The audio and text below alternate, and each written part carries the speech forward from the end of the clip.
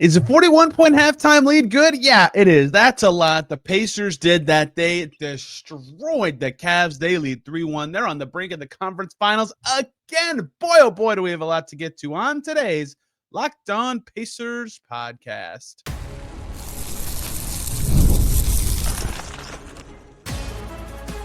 You are Locked On Pacers, your daily Indiana Pacers podcast, part of the Locked On Podcast Network. Your team every day. What up, y'all? Happy Monday. Hope you had a great weekend and Mother's Day, and welcome into another edition of the Locked On Pacers podcast, where we, of course, talk about the Indiana Pacers. As always, my name's Tony East. I cover the team for Forbes, and today, holy smokes, I don't even know where to start. I do know where to start. I know where to end. Oh, my goodness, the Pacers just stole the Cavs' soul right out of their bodies. Dominant game four. Absolutely ridiculous. Game four has been the Pacers' game when Tyrese Haliburton plays the last 2 years. They were up 41 points at halftime of a game. If the first half happened twice in a row, they'd have won a playoff game against a 64-win team by 82 points. They coasted it out. They won by 20. Dominant victory over the Cleveland Cavaliers for the Pacers, who lead 3-1. They're on the brink of moving on to the conference finals for the second straight year. So much to get to from this game, including just some remarkable stats that display how awesome the Pacers were. There are many adjustments from game three that got them to this point, and really just how that is a superpower for this team in general. What's coming in the series? Did anything not go well in a half like that that's so good that the rest of the game just does not matter in the slightest? Unbelievable. I mean, there were a lot of moments you could get to for this first half as a moment for the Pacers. And I'll just throw stats at the wall in a minute for you. But Myles Turner kind of was the guy that made me, that kind of summed up the half to me. He had a brilliant first half. Myles Turner's halftime stats: 7 for 11 from the field. He made all 4 of his threes, 5 boards, 2 assists, 18 points, plus 31. That's the third best on the Pacers in the half. He hit some threes in the second quarter that I was just like, oh my God, the poor Cavs. The poor Cavs have no chance to stop the Pacers if these shots are going in.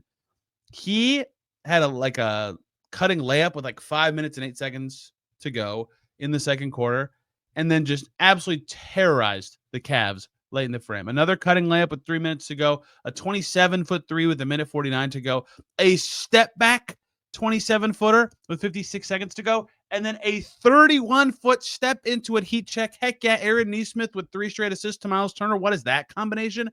To put the Pacers up 41 with 27 seconds left in the half. That was the face of what happened in the first half for the Pacers. Myles Turner could do no wrong in that stretch. To the basket, finish. Take a three from anywhere, it's going in. He's getting set up by probably the worst setup man for other players in the entire starting five. No problem. Perfect. Easy peasy. This is going to generate a good shot. Everything the Pacers did was gold. And there's a difference between the game 1 and 2 against Milwaukee, game 5 against Milwaukee, game 1 in this series. A huge takeaway from those games was the Pacers generated good shots all night and they won the game. This was something different where it was generate a good shot or not, they're scoring. And most of the time they did. Some of those Turner threes I just described were very tough, but they just walked up the floor, saw what the Cavs put out on their defense, said, great, do this, do that. Okay, great. We like that shot. Those points. It was insane. Pascal Siakam had a stretch that you could have used as the lead to do the same thing I just did. He had 10 points to start the second quarter and then had maybe the best, not the best ever, but one of his best passes for the Pacers, dumping it into Obi Toppin in the post for a turnaround layup. I'm just describing too many things to say. A comical ease of scoring first half of the Pacers, who finish the first half 30 for 50 from the field, 12 for 18 from deep, which includes a heave. So it was really 12 for 17 from deep in the first half. 25 assists at halftime. 80 points. 80 points. 80 points in a playoff half's insane. I think they've had 80 points in a half a couple times the last couple seasons in the playoffs. That just seems impossible. And oh, by the way, we're talking about a team that just had one of the faces of their issues against the current opponent they're playing was an unsolvable, not really, but a challenging to solve defensive problem of this 3-2 zone. We'll get to those adjustments later. Unbelievable offensive first half for the Pacers to get to 80 points, to have 25 assists. We'll compare it to the Cavs later. in a little more detail. The Cavs finished the entire 48-minute contest with 30 made shots. The Pacers made that many in the first half. The Cavs finished the entire contest with 20 assists. The Pacers had more than that in the first half. Unbelievable first half. And you'll notice that I just said, hey, the Cavs didn't necessarily finish the game with stats that rivaled the Pacers first half because they also played they did not play well at all. They also played a near the bottom end of a spectrum half. Pacers top end of the spectrum. I just lost my train of thought mid-sentence. That's why that sounded so dumb. 39 points at halftime for Cleveland. 12 of those from Donovan Mitchell. 27 for the rest of the players. The Cavs in the first half made 3 2-point shots on 13 attempts. Granted, they took and earned 20 free throws, so it's a little misleading. They were doing some damage inside the arc. They made 3 2-point shots. They made 5 of their 19 threes. They had 3 assists in a half. Aaron Nesmith had 3 assists in 4 minutes to close the half. It's going to sound like I'm clowning Aaron Nesmith. Aaron Nesmith's a very good player. He's just not known for his passing. He equaled the Cavs in assists. Everything the Pacers did was gold on both ends. 14 Cavs turnovers. Pacers out-rebounded them on the offensive glass in the second half. Everything the Pacers wanted to do better in this game, they did. They solved the zone. They won the possession battle. They played their game. And the Cavs looked like a deer in the headlights. They just looked around what are we doing? What's happening? How could we stop this? They can't. They could not stop it, no matter what happened. The second half of this game, I guess I'll talk about it a little bit later. The second half of this game, I have very few notes from. Basically, I spent the whole half looking up various Pacers records or NBA historical notes to be is this going to happen for the first time? Is this going to happen for the second time? That's how bad they beat the brakes off the Cavs in that first half. It was unreal. And everybody gets credit for that. First half stats. Aaron Nesmith, 3 for 5, 9 points. Pascal Siakam, fresh off of a couple games where everyone was hey, this guy might be fatigued. He's not playing great. 5 for 6, 12 points. Myles Turner, obviously already did that. 18 points, 5 boards on 11 shots. Andrew Nembhard had 5 points and 5 assists, team high at the break. Tyrese Haliburton recovering from a bad game. 11, 5, and 4 at halftime. He was plus 33. Obi Toppin, probably his best game of the playoffs. Certainly his best game this series with 13 at halftime on 6 for 10. TJ McConnell had 5 assists and 4 points. Bennedict Mathurin, we'll get to him. Ugly ejection. That was stupid. I can't believe it. They won his minutes by 5. He didn't do a lot. Thomas Bryant made a beautiful shot. He got credit for his play from his teammates. Ben Shepherd hit a huge 3 late in the first quarter. He was plus 16. Everybody was awesome.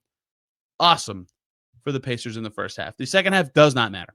So I could just read through many of the things I tweeted or put in my notebook, and you will just be blown away by some of these stats that perfectly display just how insane this first half was for the Pacers. Okay, less than 2 minutes till halftime. The Pacers had 9 made threes. The Cavs had 7 made shots total.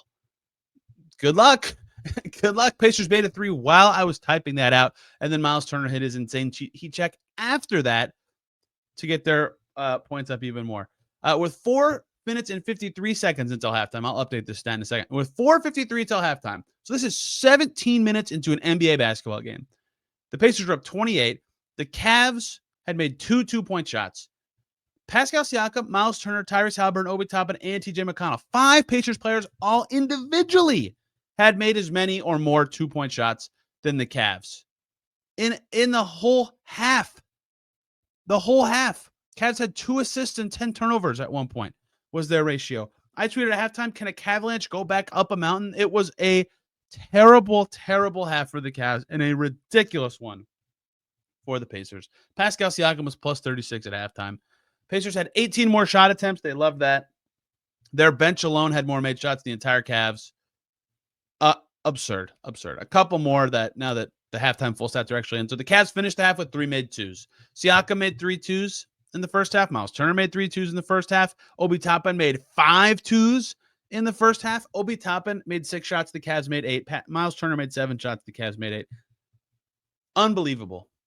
Aaron Nesmith, Pascal Siakam, Andrew Nembhard, Tyrese Haliburton, and TJ McConnell all had as many or more assists than the Cavs in the first half of this game.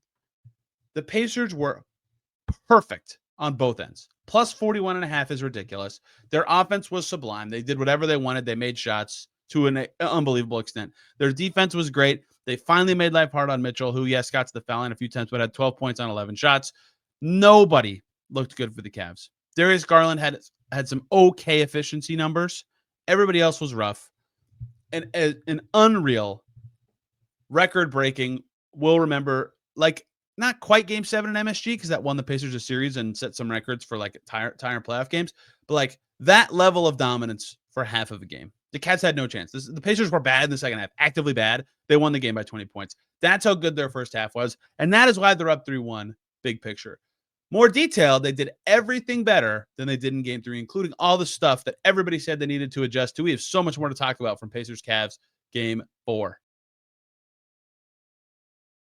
Before we get to anything else, got to talk about DoorDash. NBA fans, you know what time it is. Playoff season means big performances and even bigger rewards. DoorDash is bringing the heat with a slam dunk deal for Dash Pass members during the 2025 NBA playoffs. It's called They Swoosh, You Score. Anytime a player drops 50 or more points in a playoff game, Dash Pass members score a free 3-piece crispy tenders combo from Wingstop the very next day. Just place an order of $20 or more. Use the code Wingstop50 at checkout. That combo is yours. Crispy, delicious, totally free. Offer is valid noon to midnight the day after a game. It could be your go-to move, right? If you're reliving highlights, imagine being rewarded with free food. And if you've ever looked at delivery fees and thought there's got to be a better way, that's Dash Pass. $0 delivery fee. So here's the play. Sign up for Dash Pass to unlock this and more exclusive deals all season long. When any player scores 50 plus in a playoff game, Dash Pass members can grab a free 3-piece crispy tenders combo from Wingstop the next day with a $20 or more order and code Wingstop50. That's Dash Pass, your door to more savings, more flavor, and more ways to win. Terms apply. Back here on Locked On Pacers, where the Pacers just scored again. Joking. And thank you for making me your first listen today and every single day. You can hear me and Danny Cunningham on a crossover coming out later today. Tomorrow, John Lafoyer, one of the old goats of the Miller Time Pod era, is going to join me to talk Game 4 and some Myles Turner, who's just awesome in this game. Those could be your second listens. As could Locked On Nuggets or Locked On Thunder, the other game of the day. The Pacers surpassed the scoring total of both of those teams with about 20 minutes left to go in this game because they destroyed the Cavs in every way. Hey, remember that zone defense thing that everybody was like, hey, that's a problem the Pacers need to solve? Yeah, how about they solved it? Like, no problem, easy peasy. The Cavs got ground to dust in that 3-2 zone. They couldn't even go back to it. They went to a different zone. They went to a 2-3 at one point in this game, giving up on this thing. Mobley at the top, obviously problematic. He's very good. Here's when the first basket they scored against it that I remember, Pascal Siakam got kind of deep post position. Like he was like probably 3 or 4 feet above the restricted area. He gets a pass in the paint. There's still 2 Cavs defenders like right behind him, but being that deep in, drew in guys from the top just a little bit, and he found Andrew Nembhard for a left wing 3, kicking it out, right? And he flashed into that spot, so guys are panicking about him being there. But the thing the Pacers did the best, Kalen Cooper tweeted about this during Game 3. I went back and watched all the zone possessions and came to a similar conclusion, obviously not as tactically sound as her in any way, shape, or form. They got screens going on that top guy, and the Cavs were just in rotation like the rest of the way. You know, one of the clips I tweeted from Game 3 even, where the Pacers stunk against his zone, Toppin and Mathurin come up, set screens on both guys on one side of the top of the zone. McConnell just dribbles right between those 2 guys, and he's got a wide open mid-range shot with a shooter in the corner, which means if someone from the Cavs steps up to cut off McConnell, the corner shooter is open. I bring that up to say, you heard me say it on previous podcasts, either with Danny or by myself, I can't remember, that look at what a 3-2 is. Look where the players are standing. The corners are available. It's not easy to get the ball there. NBA players aren't stupid. The defenders know that. But the Pacers knew if they could get enough pressure and rotation out of the Cavs, those corner threes are going to be there. Glance at their shot chart. You can count them. I'll do it as fast as I can, but look how many right corner threes that they took in this game. By my count, it's about 12 or 13, and they took 4 from the left corner. Almost half, if not more, of their threes were corner threes because of their brilliant work breaking down that 3-2 zone. Sometimes that required putting somebody not in the middle. It's not like a 2-3 where they're up at the free throw line or a little higher. They're a little deeper than that. And then those screens on the top guy, get a shooter in the corner, and just play. And it worked really well. Tons of credit deserved for them figuring out pretty quickly what it took to beat that. I thought the Cavs didn't have enough counters to the counter, if that makes sense already. Like the Pacers had their answer, and they're like, well, crap, we can't do that anymore. Their switching defense has been up and down this whole series. At times when they've had the right amount of switching, they've looked good. At other times they haven't. And in this game, you saw the perils of them switching too much. Finally, my series hypothesis that Siakam could score against Smalls a lot came to fruition. He took 8 twos and made 7 of them. That was there for him. Myles Turner took 9 twos because he also had some chances against Smalls. Like when Max Strus is on him, Myles Turner is going to go post up and try to score. The switching helped in that way. They didn't get as many chances to target Jared Allen like they've done all series, but they got a lot of those opportunities, right? That the stuff that came from struggles the Cavs had defensively were those kind of plays where the Pacers could just keep it moving, get it to that guy, this guy, run that action and get what they wanted. So thing they had to solve, number one, the zone, easy peasy. Thing number two they had to solve, what is going on with the rebounding? Horrible. They were a minus 18 on the glass coming into this game. I put it in my story from game 3, and I knew the possession battle was fresh on Rick Carlisle's mind going into this game. You know how I know that? I asked Rick Carlisle a question pregame, totally unrelated to the possession battle. It was more about how his team has responded to 20-point losses the last couple playoffs. Very well is the answer, including in this game, which was also in my game 3 story. I only referenced this question to say I asked about that, responding to big losses. He went off and talked about the possession battle because it's on his mind and he wants to share his thoughts on it. That's why I'm assuming he did it.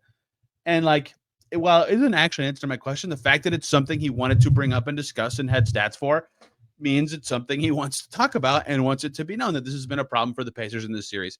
In the first half, I already talked about some of those turnover numbers for the game. The Cavs, who just smoked the Pacers on the offensive glass, they had 10 in this game. The Pacers had 8. The Pacers kept that one close. Great job by Myles Turner, who had 3 of those after a game where he was not so good on the glass. The Cavs, yes, they had more of those. Dean Wade had 2. Jalen Tyson had 2. Craig Porter had 1. If you take out junk time minutes, the Pacers won the offensive rebounding battle. Turnovers, Pacers 10, Cavs 22. Yeah, that evens things up. Free throws obviously are a factor. The Cavs took 20 more free throws. That's 10 to 12 other possessions. So it's not a perfect analysis to just look at this, but the Pacers took 93 shots. The Cavs took 70.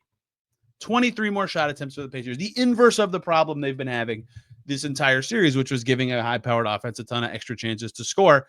Massive swing that gave them. Now, it helps that they just made everything, right? Like in this game, the Pacers didn't need to win the possession battle. They still would have won. They shot almost 10% better than the Cavs from the field. And the Cavs, they did it. They finally had their 30% from 3 game. Now, in the competitive portion, they didn't, but they finished 14 for 35 from 3. Regardless, that was something else the Pacers had to solve. Part one of that was rebounding, which was just better. The stats will say they lost the rebounding battle in this game. Doesn't reflect to the game at all because of how many shots the Pacers made, to me at least. So and missed free throws were a part of it. There's just a lot of hubbub. They rebounded way better. If you watch the game, you know it. And the turnover battle, they just destroyed it. That was another way to swing it. If they're going to lose the rebounding battle so much, keep the turnovers down, force some more, and you can keep up that way. And that's what they did. Awesome adjustments to get that done. I just thought they were more physical on the glass, right? Even though the numbers don't bear it out perfectly, 41-37 in favor of the Cavs. That's just what it looked like watching the game, is the Pacers hitting harder on the glass, getting ready for those chances and taking advantage of them. And guess what? That got them tons of extra possessions that used to their advantage. Other stuff that they talked about being important to adjust to. 1, slow starts. Game 2, game 3, slow starts. Game 4, no. I mean, the halftime score says a lot there, but in general, they got off and running. They forced the Cavs to call the first time out. I know some teams use that as a point of pride. 13-5, I believe, is when the timeout came. It might have been 12-5. Yes, 12-5. Cavs take a timeout 2.5 minutes in. Pacers have all the pressure. They look great. That kept rolling and rolling. They were up 11 when the skirmish happened. I will talk about that in the third segment. That was stupid. Not stupid, like whatever. I'll get there. But they started great. They overcame the bugaboo of the slow start, and from that point on, they were awesome. Everything they did bad in game 3 or throughout the series, no problem. Solved it. Great.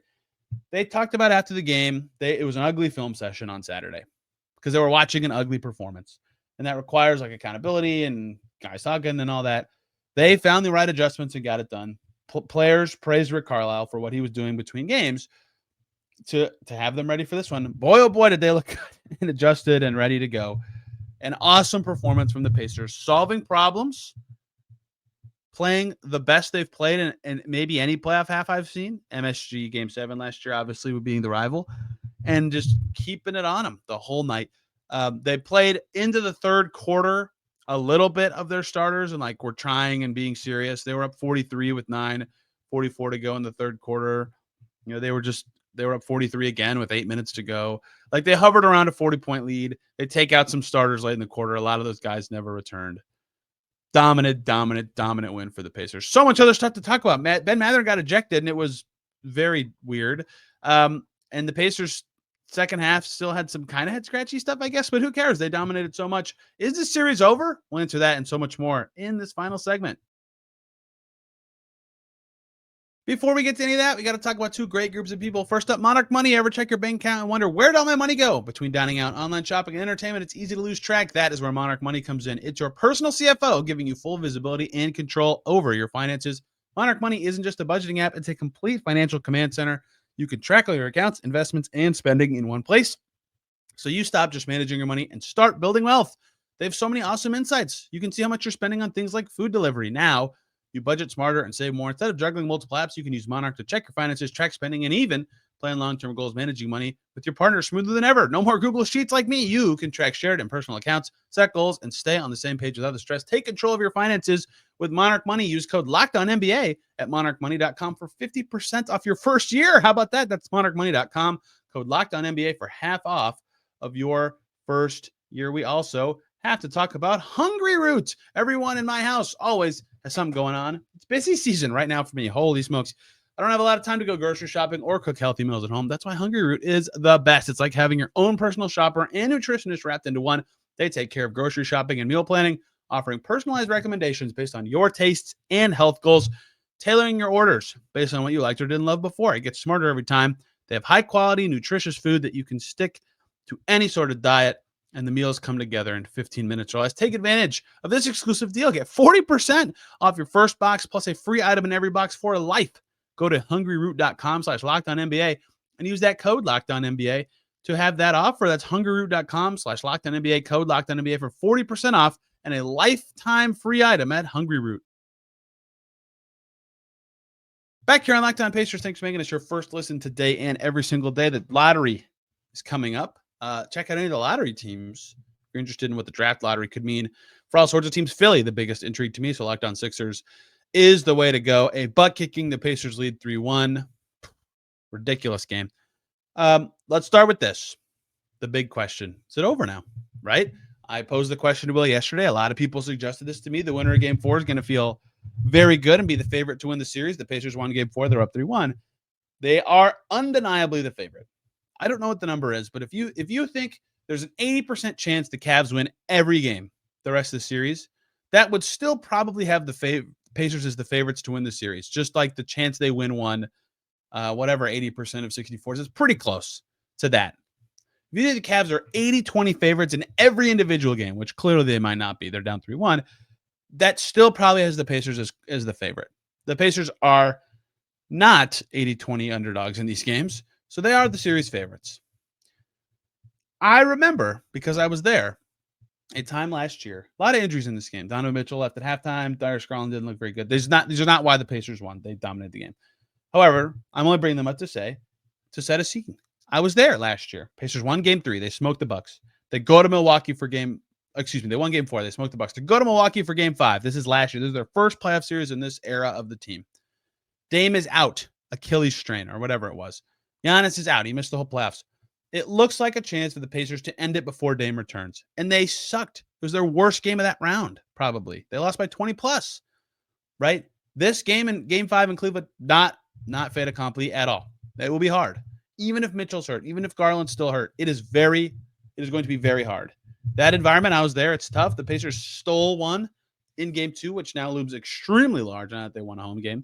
The series doesn't start till someone wins a home game, I say. But they did it in this one. And so now they still are the favorites, but they face a tough game 5. And as soon as that happens, here's how everybody's brain goes. If it happens, well, if they just win one in Indy, they have game 7 home, right? It can happen so fast because the Cavs are the home team. So is this series over? No. The Cavs are very good. They won 15 games in a row twice this season. They can win 3 in a row. But the Pacers are undeniably, likely kind of heavy favorites to win one more time in the series, but they have to do it. They've proven that their best punches are great against this Cavs team, but they have to do it. So many other little things I want to get to from this game. One, the Ben Mathurin thing. Okay, I don't know why he was getting into it with Hunter. I couldn't tell. Clearly, Ben Mathurin should not have hit him in the chest on this sideline out of bounds play. But the ref said the closed fist hit. I still have yet to see a video or picture of his fist closed at all. Not the strongest contact for Mathurin. Give him a tech, move on. He deserved a tech. It was stupid. He did not deserve a flagrant 2. I did not see the closed fist. The ref said it again in the pool report to Dustin Dopirak, so apparently they have an angle that shows it. I haven't seen it yet. I haven't seen a screenshot of it yet. So Ben Mathurin gets ejected, even though DeAndre Hunter comes up and much stronger retaliation just launches him, right? You can see those two yelling at each other, beefing right after that. Just give them both techs and move on. I can't believe he got ejected. I hate being the ref guy so much. I thought they've been much, much, much better than the public this series, but that was dumb. I couldn't believe that. I could not believe he got ejected. In that moment, Myles Turner gets a tech for rushing to the defense, and then it's a foul on Mathurin for the shove, so the Cavs get free throws out of it. It was just so dumb and weird. I can't believe that was the outcome of that play. So no chance to evaluate Mathurin in this game. He played 1 minute and 20 seconds. He had 1 rebound. Good job. good contributions. They won his 1 minute and 20 seconds by 5 because he played in the first half, and everyone who played in the first half was awesome. Hey, Ben Shepherd looking a little alive. Almost 30 minutes of play, made 3 2-point shots, get 14 points. Ben Shepherd, whoo, that's something. We'll see if it matters. His defense is more important than his offense, and it hasn't been particularly good. But look, Will Furr and I said, I don't know how much they can play Bryant. I don't know how much they can play Shepherd. Bryant was fine. Shepherd made plays. Look at that. The end of the bench, it appears that Rick is sticking with 10, and it appears that the final 2 are Ben Shepherd and Thomas Bryant. Until further notice, Jarris did not play until the game was no longer competitive, although he did get 13 and a half minutes out of it. So just so much went so well for the Pacers in this game to get to up 3-1. I took barely any notes in the second half, like at all, like almost none, because of just how ridiculous this game was for the Pacers. But they realized it pretty quick, like talking to guys after the game. They knew they were playing well in the first quarter, but when they had that run in the second quarter, especially down the stretch, they're like, oh, we got it. Like our fastball's here tonight. We're playing very well. And that's the kind of thing that you can ride to a win. That kind of confidence, that kind of feeling just is awesome. And they adjusted. And a lot of my notes were about that kind of stuff. Stuff I haven't said on them from this game. Haliburton dunk early set the tone. I thought that was important after the Pacers got a big stop. They were up 5-0, but then had a dumb turnover. Rough game for Jared Allen. I thought the Pacers picked on the Cavs stars a lot. Jared Allen was not good. He couldn't catch the ball in the middle of the floor. His passing was bad. The Pacers were pressuring him. He was awesome in game 3. He was not good in game 4. And Darius Garland, I get he's fighting through it. You can see it in him. He was 6 for 11. His offense was good. His defense was decidedly not good at all. He is fighting through it. I give him a lot of credit for doing that, but the defense isn't good enough. But he's been better than Ty Jerome, so he just keep playing. My next note after that Garland one just says Mathurin ejection is stunning. As I just said, that was crazy. Yeah, it took over 10 minutes for the Cavs to make a 2-point shot. Haliburton eclipsed his scoring total from game 3 in the first quarter. He had 6 points. If you want to hear him talk more about his not talking to the media after game 3, you can see it in the post-game press conference. I have no more thoughts to add on that. In this setting, Cavs free throws were the only reason this game was not embarrassing. They were earning those fouls, but the stat sheet looks so funny because of the way that all shook out. Just dominant. Just an absolutely dominant game for the Pacers. Everything went right, and they have to feel great. They know now at their absolute best, they can not only beat the Cavs, they can beat them by 41 points and a half. They probably will never do that again. That is tied for the NBA record for largest margin at the half, right? That will probably never happen again. But for a team that has come back from down 20 in this series, like they are never out of a game. They're never out of a moment. They can just get right into it really quick because their best has been amazing in this series, and it was unbelievable in game 4. And they did it. They won a home game, which is a clearly impossible task in the Eastern Conference semifinals this year. And they are up 3-1, and they have 3 chances to move on to the Eastern Conference Finals. They will once again be the road team, and they'll have a chance to win a conference finals game for the first time in over a decade. So much more to come in this series. The bonus pod of Danny Cunningham will be out at some point on Monday. John Lafoyer, like I said, will join tomorrow. We're going to talk some Myles Turner and some Pacers Cavs, and then I'll be in Cleveland Tuesday, of course, for Game 5. We'll see what the post-game situation ends up being. Obviously, it could be over, but looking forward to bringing you guys some stories and some podcasts from the arena. Thank you all so much for listening today and throughout the series. Hope you're enjoying the proceedings and hope you're enjoying, mostly in a lot of your cases, getting to laugh at me. I'm very close to reaching the Big Dumb Idiot Award that you all get to pin on my chest. I'll make the pin. I'll wear it with pride. Not with pride at all. I picked Cavs in 6. That's off the table. That the team's looking wrong. The number of games is looking wrong. Pacers deserve all the credit for making me look dumb. They've been awesome. And they probably will have another awesome performance in this series or in this playoffs. And we'll break it all down right here on this podcast. You can find me at Locked On Pacers on Twitter and Instagram. My personal account is Tony R. East on Twitter and Blue Sky. Thank you all so much for listening today. Hope you had a wonderful weekend. We will see you tomorrow.